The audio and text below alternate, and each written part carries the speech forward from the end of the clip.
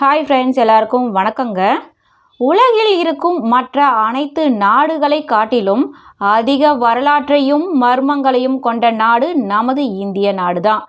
ஏனெனில் இப்போது மட்டுமல்ல, அந்த காலத்திலும் நமது மன்னர்கள் இப்போது இருப்பது போலவே மொழியாலும் எல்லையாலும் பிரிந்தே இருந்தாங்களாம். நம்மை ஆண்ட மன்னர்கள் ஒற்றுமையோடு இருந்திருந்தால் இன்று உலகின் சக்தி வாய்ந்த நாடாக நாம் தான் இருந்திருப்போம். நம் மன்னர்களிடையே ஒற்றுமை இல்லாததால் தான் பல நாட்டு மன்னர்களும் நம்மீது போர் தொடுத்து நமது மக்களை கொன்று நம் மண்ணின் செல்வத்தையும் கொள்ளையடித்து சென்றனர். இந்தியாவின் மீது படை எடுத்தவர்கள்ல வரலாற்றுல முக்கிய இடம் பிடித்தவர்தான் முகமது கஜினி.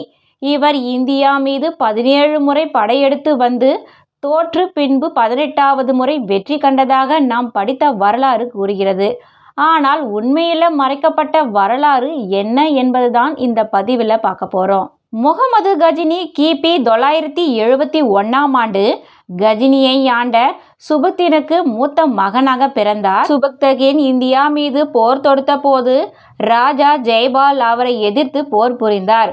முகமது கஜினி அப்போது தன் தந்தைக்காக போர்ல ஈடுபட்டாரு. ஆனால் அந்த போர்ல அவர்களால் வெற்றி பெற முடியவில்லை. முகமது கஜினி சுபுக்தீனின் மூத்த மகனாக இருந்தாலும் அவருக்கு முகமதுவை மன்னராக்குவதில் விருப்பமில்லை. ஏனெனில் அவரின் இறுதிகால செயல்களால் அவர் அதிருப்தியில இருந்தாரு. அதனால் அவரின் இளைய மகனான இஸ்மாயில் அரசனாக முடிசூடினார். ஆனால் அது நீண்ட காலம் நீடிக்கவில்லை. முகமது தனது தம்பியை வீழ்த்திவிட்டு அரியணை ஏறினாரு.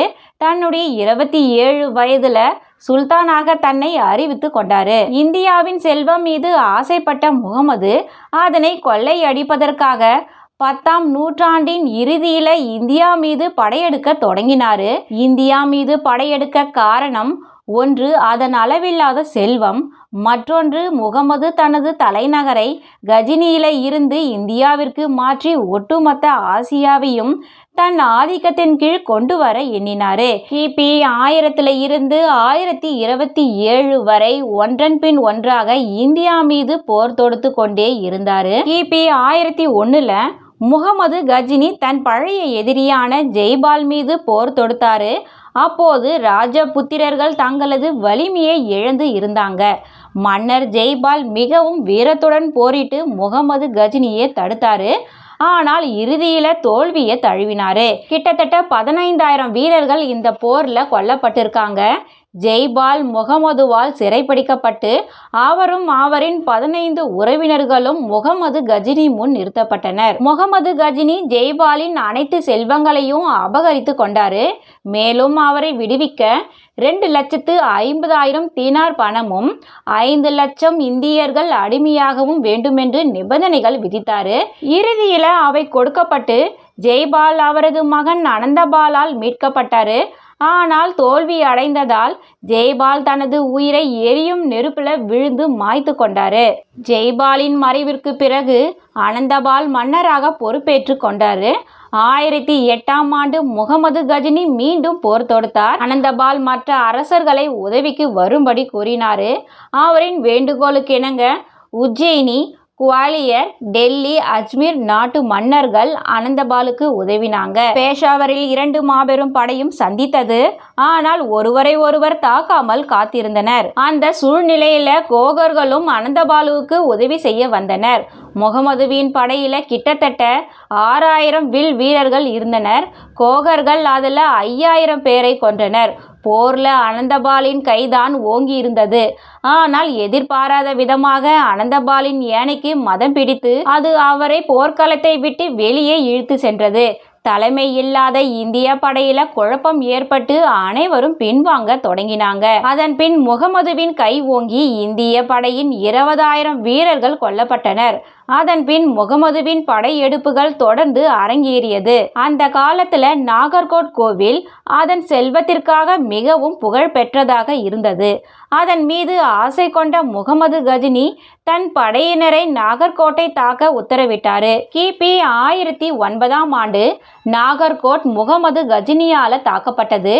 அங்கு இருந்த விலை மதிப்பில்லாத தங்கம், வைரம் மற்றும் செல்வத்தை தன் தலைநகருக்கு அள்ளி சென்றார் முகமது கஜினி. அதற்கு பின் தானேசீர், கன்னூஜ் என பல இடங்களிலும் முகமது கஜினி தனது படையெடுப்பை நடத்தினார். கன்னூஜை ஆண்ட ராஜ்பால் பிரதிகார் முகமதுவின் ஆதிக்கத்தின் கீழ் ஆட்சி புரிய சம்மதித்தார். இதனால மற்ற ராஜபுத்திர அரசர்கள் அவர் மீது ஆதிக்கம் கொண்டனர். இதனால் கலிஞ்சர், குவாலியர், அஜ்மீர் மற்ற இதர ராஜபுத்திர அரசர்கள் கன்னூஜ் மீது போர் தொடுத்து ராஜ்பால் பிரதிகாரை கொன்றனர். இதனால கோபமுற்ற முகமது கஜினி கலிஞ்சர் மீது போர் தொடுத்தார். கலிஞ்சரின் அரசர் கண்டா சந்தபால் முகமதுவின் ஆதிக்கத்தை ஏற்றுக்கொண்டார். அதற்காக முகமதுவிற்கு பெருந்தொகை கொடுக்கப்பட்டது என்றது குறிப்பிடத்தக்கது. 16வது முறையாக குஜராத்தில் இருக்கும் சோமநாத கோவில் மீது முகமது கஜினி படையெடுத்தாரு. ஏனெனில் அப்போது இந்தியாவிலேயே அதிக செல்வமும் புகழும் வாய்ந்த கோவிலாக சோமநாத கோவில் இருந்தது. 1025ல் சோமநாத கோவில் தாக்கப்பட்டது.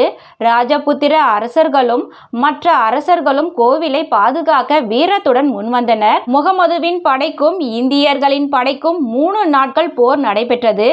இறுதியில் முகமது கஜினியின் படை வெற்றி பெற்று 20 லட்சம் தினார் மதிப்புள்ள செல்வத்தை கொள்ளையடித்து சென்றனர். முகமது கஜினியுடைய படையின் வலிமையே அவரின் காற்றை மிஞ்சும் குதிரைப்படைதான். ஏனெனில் அந்த காலத்தில் நமது மன்னர்கள் யானைகளையே அதிகம் போர்ல உபயோகப்படுத்தினர்.